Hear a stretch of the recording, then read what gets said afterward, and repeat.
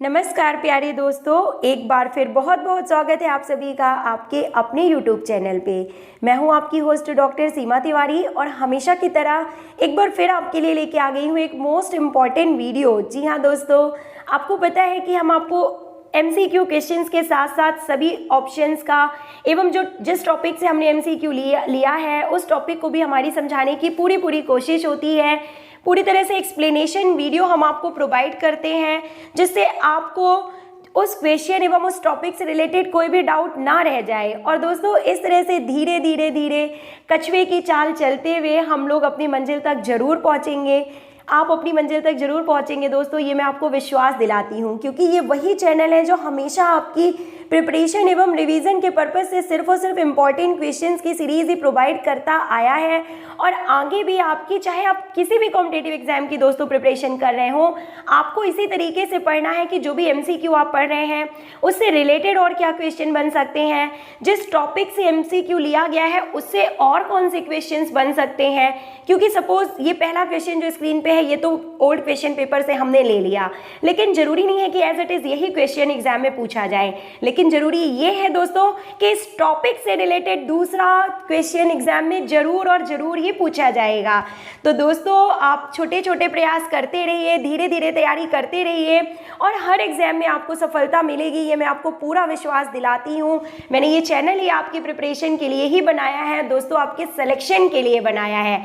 चाहे आप तैयारी किसी भी कंपटीशन की कर रहे हो, आपका फुल एंड फाइनल जो गोल है, जो लक्ष्य है, वो है सिलेक्शन प्राप्त करना। और इस लक्ष्य को दोस्तों आप भूलिए नहीं। आप भूल जाते हैं और तैयारी करना बंद कर देते हैं, और जैसे एग्जाम की घंटी बजती है तो आप फटाफट सिलेबस को कंप्लीट करने की कोशिश करते हैं और कुछ भी नहीं कर पाते हैं, और बस थोड़े से मार्क्स से, थोड़े से बॉर्डर के डिस्टेंस से आप रह जाते हैं सफलता प्राप्त करने से। तो इस बार ये गलती मत कीजिए दोस्तों, सभी वीडियोस को देखते रहिए। जो भी एफर्ट्स हम आपके लिए कर रहे हैं उसको आप पूरा यूटिलाइज कीजिए, आपके लिए ही सिर्फ ये वीडियो बनाए जाते हैं। तो हम शुरू करते हैं अपना एक्सप्लेनेशन वीडियो पार्ट 3। और देखिए, बहुत ही इंपॉर्टेंट क्वेश्चन है स्क्रीन पे कि एशियन खेल के जनक कौन हैं। और एशियन गेम से रिलेटेड तो एक क्वेश्चन आज की डेट में हर एग्जाम में पक्का ही पक्का है। तो बताइए करेक्ट आंसर। आप सभी दोस्तों ने अब तक तो गैस ही कर लिया होगा, प्रोफेसर गुरुदत्त सोंधी यानी कि GD सोंधी जी की बात यहाँ पे की जा रही है। और अब हम बात कर लेते हैं एशियन गेम्स से रिलेटेड अदर इन्फॉर्मेशन की दोस्तों। एशियन गेम्स यानी कि एशियाड के नाम से इसे जाना जाता है, एशियाई खेलों के नाम से इसे जाना जाता है। यह खेल प्रतियोगिता प्रत्येक 4 वर्ष बाद आयोजित की जाती है और इसमें केवल और केवल एशिया महाद्वीप के विभिन्न देशों के खिलाड़ी ही प्रतिभाग करते हैं। और प्रोफेसर गुरुदत्त सोंधी ने 1948 लंदन में जो है ओलंपिक खेलों के दौरान एशियन गेम्स फेडरेशन का गठन किया। देखिए, किसका गठन किया गया था प्रोफेसर गुरुदत्त सोंधी जी के द्वारा, हम आपको बता दें AGF यानी कि एशियन गेम्स फेडरेशन का गठन 1948 में प्रोफेसर गुरुदत्त सोंधी जी के द्वारा किया गया था। और बता दें दोस्तों आपको कि 1951 में फर्स्ट एशियन गेम्स का आयोजन किया गया। अब एक बात आपको जो शायद नहीं मालूम होगी वो हम आपको बता देते हैं कि 1951 से लेके 1972 तक जो एशियन गेम्स थे उनका आयोजन AGF के अंडर में ही किया जा रहा था। किसके अंडर में? एशियन गेम्स फेडरेशन के तहत ही किया जाता था, और यही वो संस्था थी जो कि एशियन गेम्स को रेगुलेट करती थी। अब इसके बाद हम आपको बता दें दोस्तों कि जो अब करेंटली जो एशियन गेम्स को जो रेगुलेट करने वाली संस्था है वो है OCA यानी कि ओलंपिक काउंसिल ऑफ एशिया। तो 1972 के बाद, यानी आपको बता दें 1982 से, एक्चुअली 1982 से OCA यानी कि ओलंपिक काउंसिल ऑफ एशिया के द्वारा जो है एशियन गेम्स का जो है आयोजन किया जाता है। तो ये बातें आपको नोट डाउन करनी चाहिए, ऐसे ही क्वेश्चन एग्जाम में पूछ लिए जाते हैं और आप रिवीजन ना करने की वजह से क्वेश्चन गलत कर देते हैं दोस्तों। अब हम आपको बता देते हैं most important question related to Asian games, जो कि अभी रिसेंटली 2021 यूपी TGT और PGT दोनों में पूछा गया था कि एशियन गेम्स का मोटो क्या है।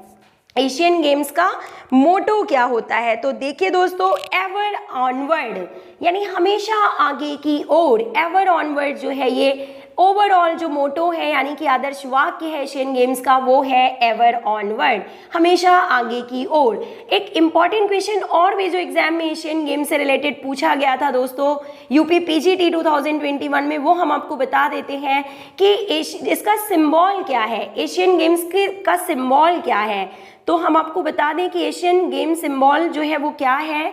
Asian game symbol is a bright sun in red colour with 16 rays, यानी कि लाल चमकता हुआ सूरज जो है 16 किरणों के साथ जो है एशियन गेम्स का जो है यहाँ पे आपको बता दें कि सिंबल है। And it is having a white circle in the middle, यानी कि इस चमकते सूरज की 16 किरणों के साथ बीच में एक सफेद कलर का सर्कल बना हुआ है और ये प्रेजेंट करता है एशियन गेम्स के सिंबल को। तो ये भी आपको पता होना चाहिए। ओके फ्रेंड्स, मूव करते हैं हम नेक्स्ट क्वेश्चन की ओर। And the next question is asking that Asian Games आंदोलन की परिकल्पना किसके द्वारा दी गई थी। तो फिर से आपको पता है आंसर सेम ही है कि प्रोफेसर जी.डी. सोंधी जी के द्वारा एशियन गेम्स की शुरुआत की परिकल्पना यानी कल्पना दी गई थी। और अगर पूछा जाए दोस्तों कि इसकी शुरुआत, फर्स्ट एशियन गेम्स की शुरुआत जो कि 1951 में हुए थे, तो किसके द्वारा की गई थी। तो राजेंद्र प्रसाद जी के द्वारा फर्स्ट एशियन गेम्स की शुरुआत की गई थी। ओके, इसके अलावा आपको पता होना चाहिए, अगर हमने बात की है 1951 एशियन गेम्स की, तो इनका आयोजन न्यू दिल्ली इंडिया में यानी कि हमारे भारत देश में ही किया गया था। और 1951 एशियन गेम्स का जो मोटो था दोस्तों वो क्या था आपको बता दें कि play the game in the spirit of the game, यानी कि खेल भावना से खेलो, ये मोटो था 1951 एशियन गेम्स का, जिसमें 11 नेशंस ने पार्टिसिपेट किया था और 489 प्रतिभागियों ने जो है भाग लिया था।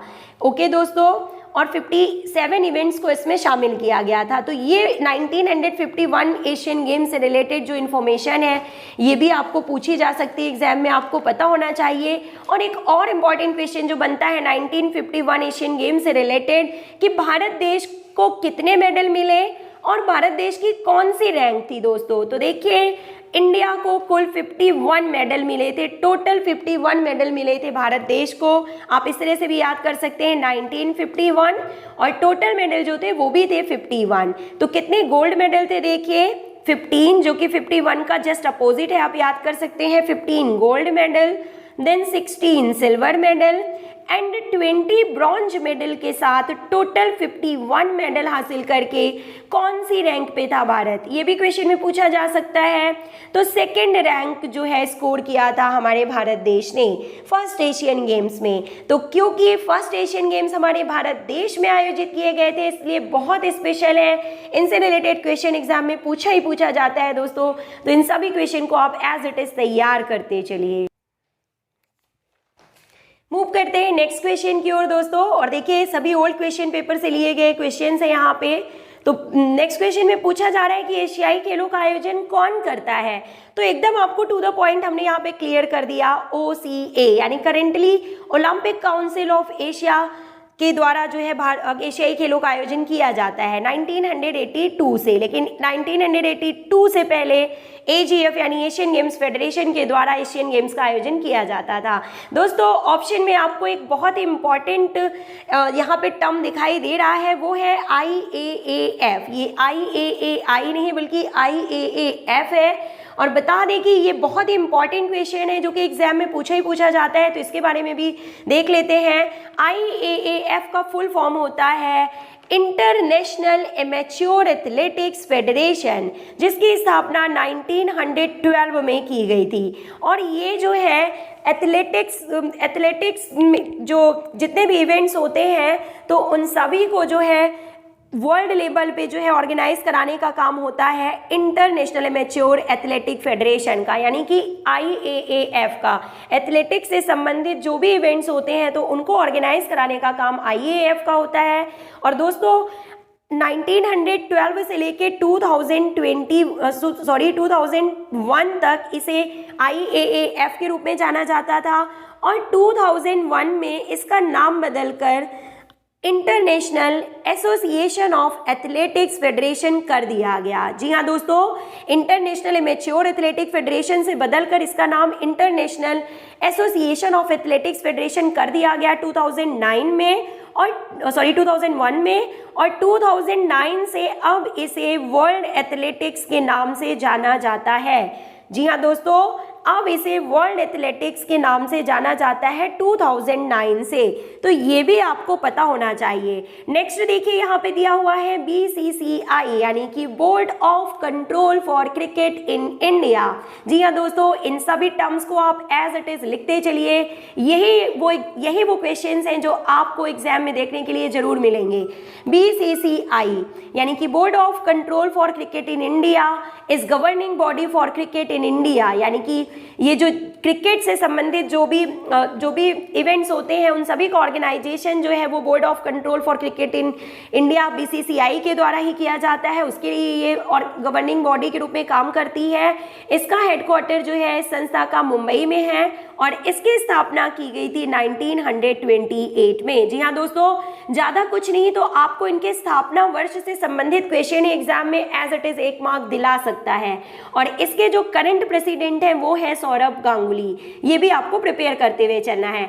और अगर आपने बात की है IAAF, BCCI, IOCA, तो इंटरनेशनल ओलंपिक कमेटी यानी कि IOC को आप कैसे भूल सकते हैं? बिल्कुल नहीं। तो बात कर लेते हैं IOC, इंटरनेशनल ओलंपिक कमेटी, यानी कि it is the authority responsible for organizing the modern Olympic Games. जी हाँ दोस्तों, मॉडर्न ओलंपिक गेम्स यानी जिसमें कि summer Olympic Games, winter Olympic Games and youth Olympic Games, YOG। जी हाँ दोस्तों, मॉडर्न गेम्स यानी कि समर ओलंपिक्स और विंटर ओलंपिक्स के साथ साथ youth Olympic Games YOG, youth Olympic Games, इसमें भी summer and winter Olympic game शामिल होते हैं। तो इन सभी का ऑर्गेनाइजेशन जो करवाती है संस्था वो कौन सी है, गवर्निंग बॉडी कौन सी है? IOC, international Olympic committee. इसकी स्थापना 23 जून 1894 में की गई थी। IOC की स्थापना 23 जून 1894 ईस्वी में की गई थी। किसके द्वारा की गई थी? तो पियरे दी कुबर्टिन जी के द्वारा की गई थी। इसका हेडक्वार्टर कहाँ पे है? तो लुसाने, स्विट्जरलैंड में इसका हेडक्वार्टर है। और एक इम्पॉर्टेंट क्वेश्चन जो सभी लोग बताना भूल जाते हैं कि IOC की जो ऑफिशियल लैंग्वेजेस हैं वो क्या हैं? तो फ्रेंच के साथ साथ इसमें इंग्लिश को भी मान्यता दी गई है। जी हाँ दोस्तों, official language in IOC is French and English.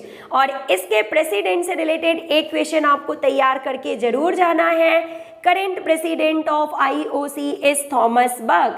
और अगर आपको करंट प्रेसिडेंट पता है तो फर्स्ट प्रेसिडेंट के बारे में आप पढ़ना बिल्कुल मत भूलिएगा। तो फर्स्ट प्रेसिडेंट ऑफ IOC डेमोट्रिस विकेलस जी थे। तो आपको बता दें, एक इंपॉर्टेंट क्वेश्चन देखिए यहाँ पे कि IOC के द्वारा ऑर्गेनाइज किया जाता है समर ओलंपिक गेम्स को, यानी कि समर ओलंपिक गेम्स के बारे में बता दें आपको कि फर्स्ट समर ओलंपिक गेम्स की शुरुआत 1896 से एथेंस से की गई थी। समर ओलंपिक गेम्स की शुरुआत और IOC के द्वारा जो है कंडक्ट किया जाता है किसे? तो विंटर ओलंपिक्स को। तो फर्स्ट विंटर ओलंपिक की शुरुआत की गई थी 1924 चैमोनिक्स फ्रांस से।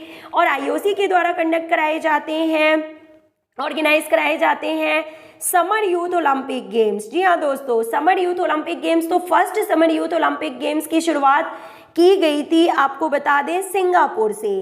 कहाँ से की गई थी? सिंगापुर से की गई थी। और first winter Olympic games, first winter youth Olympic games की स्थापना आइंसबर्ग से 2012 से की गई थी। ये भी आपको साथ ही साथ पता होना चाहिए। तो दोस्तों, इसी तरह के इम्पॉर्टेंट और नॉलेजेबल क्वेश्चंस लेके हम आपके लिए आते रहेंगे।